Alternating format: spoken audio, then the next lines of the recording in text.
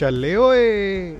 मेरा नाम है रुबिर और मैं एक ट्रैवलर हूँ और आप इस समय देख रहे हैं मेरा ट्रैवल शो चल ले ओए, जहाँ मैं फेमस टूरिस्ट डेस्टिनेशंस को सिनेमैटिकली 4K रेजोल्यूशन में दिखाता हूँ, जिससे आप उन जगहों को ट्रैवल करने के लिए इंस्पायर हो सकें। और अगर आप वहाँ तक नहीं पहुँच सकते हैं तो आप उन जगह का मज़ा घर बैठे बड़ी स्क्रीन पर 4K रेजोल्यूशन में ले सकते हैं। मैं इस बार पहुँचा नागालैंड, जहाँ मैंने 5 जगह सुको वैली, किग्वीमा विलेज, कोनोमा विलेज, जुलेके विलेज और लास्ट में हॉर्नबिल फेस्टिवल को देखा, जहां मैंने नागालैंड के लोगों को उनकी डेली रूटीन, उनके घर, उनके पहनावे और उनकी कल्चरल ट्रेडिशंस को थोड़ा गहराई से जानने की कोशिश की। और हाँ, इस बार भी मैं जुड़ा एक ट्रैवलिंग ग्रुप से, जिसके हर एज ग्रुप के लोगों के साथ ट्रैवल करने में मुझे कुछ अलग मजा आया।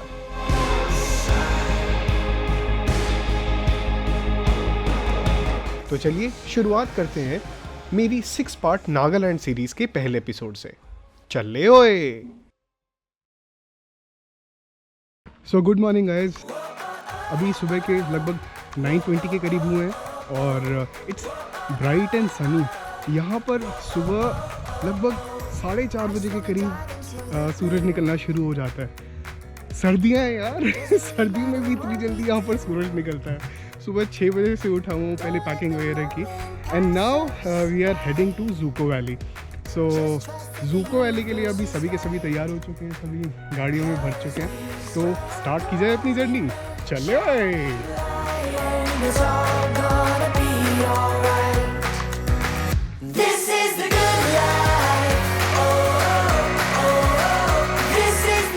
रोड पर आते के साथ जल्दी ही पता लग गया कि यहाँ की रोड्स ट्रैवलिंग के लिए कितनी फेवरेबल है। रोड्स पर गड्ढे हैं या गड्ढों में रोड्स कुछ पता नहीं चल रहा था।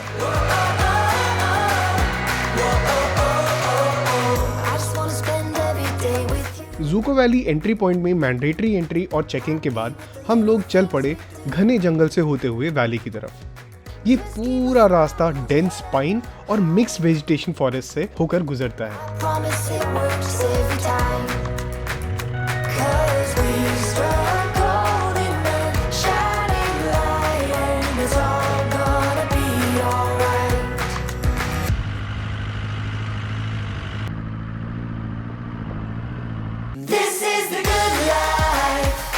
थोड़ी रोड्स कंडीशन इतनी अच्छी ना होने की वजह से थोड़ी डिफिकल्टी तो ज़रूर आएगी, बट एक ट्रैवलर के लिए यही पार्ट सबसे थ्रिलिंग होता है। नेचर के बीच से निकलते हुए ही आपको बहुत अच्छी फीलिंग आने लग जाती है कि आप सिटी के शोर शराबे से दूर नेचर से कनेक्ट होना शुरू हो गए हो।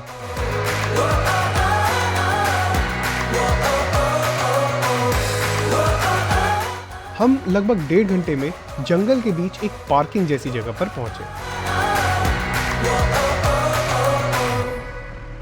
सो अभी हम पहुंच चुके हैं हमारे स्टार्टिंग पॉइंट। एक्चुअली इस वैली के 2 मेन स्टार्टिंग पॉइंट हैं। वन इज जखामा और दूसरी तरफ से जहां से हम आ रहे हैं, जो थोड़ा सा ईजियर वाली साइड है, दैट इज विश्वेमा। जैसे आपने देखा रास्ते में बहुत ज़्यादा बम्पी राइड थी, but yes we all enjoyed it a lot. हिल के ना करके आ रहे थे मुर्गों की तरह। और यहाँ से हम अपना ट्रैक शुरू करें, तो स्टार्ट किया जाए फिर। इस ट्रैक के 2 पार्ट्स हैं। स्टार्टिंग के लगभग 45 मिनट से 1 घंटा जो कि स्टीप और चैलेंजिंग चढ़ाई है, और फिर लगभग 3 किलोमीटर का रास्ता जो कि बैम्बू के जंगल में से होता हुआ सीधे वैली के बीचों बीच लेकर आ जाएगा। शुरुआत में ये क्लाइंब आपको सीरियसली बहुत ज़्यादा चैलेंजिंग लगेगी। इस डेंस फॉरेस्ट में सनलाइट भी मुश्किल से क्रॉस होकर नीचे आती है, बट यही मेरे लिए बेस्ट मौका था अपने ट्रैवल मेट्स को जानने का। तो मैंने एक एक कर सभी से बातें करना शुरू किया और इन ट्रेचरस रास्तों को अपनी अपनी पेस पर क्लाइंब करते गए।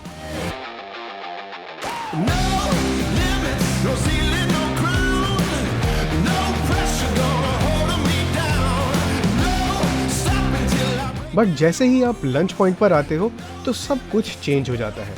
सामने एकदम खुली वैली का व्यू देखकर तो आप बस ऑस्ट्रक हो जाएंगे।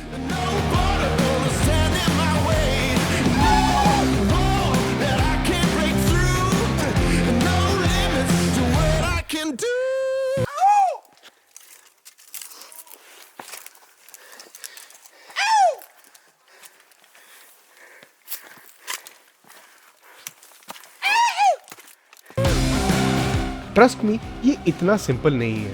इसी रास्ते में लोग गिव अप कर देते हैं। जैसे ही हम लोग लंच पॉइंट पर पहुंचे, आसमान को बादलों ने घेर लिया।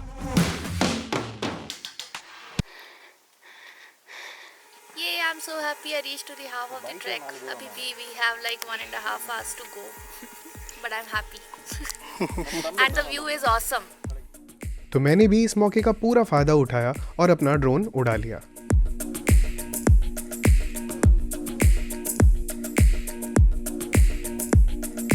Time can never be your trusted friend or your sworn ally. No, it's the harshest. Valley के इस तरफ की वेजिटेशन फ्रंट वाली तरफ से बिल्कुल डिफरेंट है। इस तरफ की पूरी वैली डेंस बैम्बूज के श्रब से ढकी हुई है, जिसकी वजह से इस वैली को ये टिपिकल लश ग्रीन व्यू मिलता है। A thousand hellos and goodbyes. Maybe a love like ours can leave out its call. I will keep you near. I am sure इसी व्यू को देखने के लिए लोग यहाँ पर आते हैं। आपकी जहाँ तक नज़र जाएगी आपको बस बैम्बूज ही बैम्बूज दिखाई देंगे और ये नज़ारा आपके सच में होश उड़ा देगा। We'll stay with you until the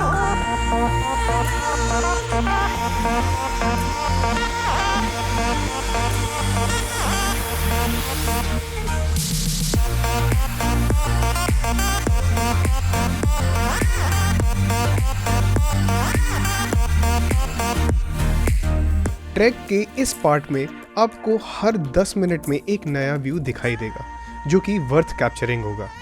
we'll keep you near. And you इस फ्लैट पार्ट ऑफ ट्रैक में बैम्बूज के बीच में कुछ पुराने जले हुए पेड़ अभी भी खड़े हुए दिखाई देंगे, जो कि इस पूरे सीन को एक अलग पर एक यूनिक लुक देते हैं, जिनकी आप घंटों भर फोटोग्राफ क्लिक कर सकते हैं।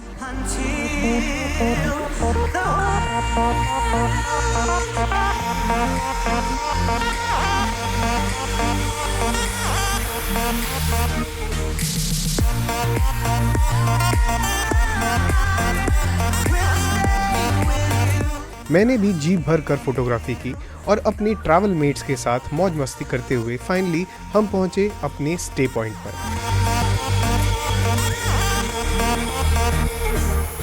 यहाँ आपके स्टे के लिए काफी बड़ा वुडन शेल्टर बना हुआ है और यहाँ आप अपना टेंट भी पिच कर सकते हैं।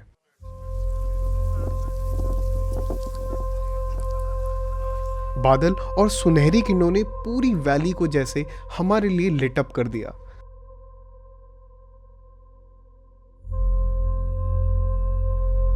और शाम होते ही हमने वो नज़ारा देखा जो हम सभी के जहन में हमेशा के लिए कैद हो गया।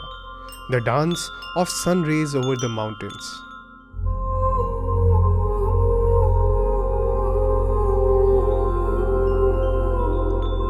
हमारे सामने डूबते हुए सूरज की सुनहरी किरणों ने पूरी वैली को अपना मंच बनाकर जो सनसेट का शो दिखाया, वो आई एम श्योर मेरे लिए अभी तक का सबसे सुंदर सनसेट है।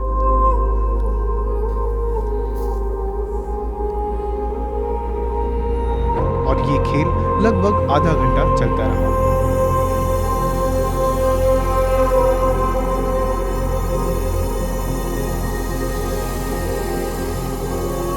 सूरज भी जैसे उस दिन को आखिरी 3 सलाम कर बादलों से ढकी पहाड़ियों के पीछे छुप गया और इस जर्नी को हमेशा के लिए यादगार बना दिया।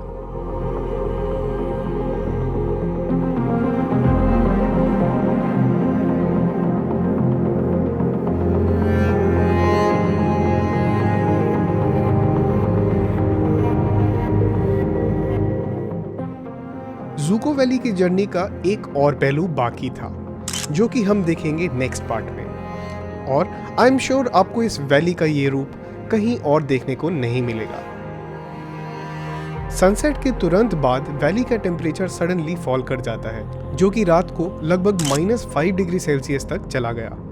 इतनी ठंड में बस एक ही चीज काम आई, बॉनफायर। हम सभी लोग बॉनफायर के चारों तरफ बैठे और लोकली प्रिपेयर्ड खाने का मजा लिया। मिलते हैं अगले एपिसोड में। तो इस प्यारी सी जगह को घूमने मेरे साथ चल ले ओए।